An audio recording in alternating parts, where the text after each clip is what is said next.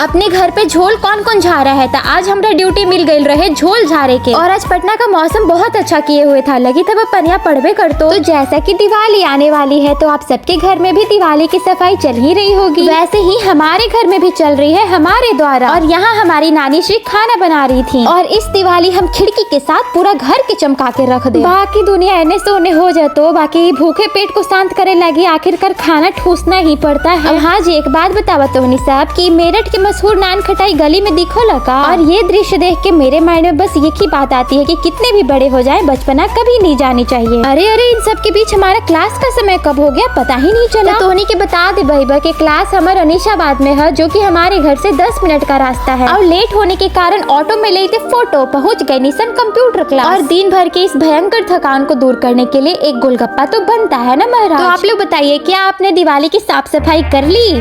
ice cream है ठंडा, अंदर जाएगा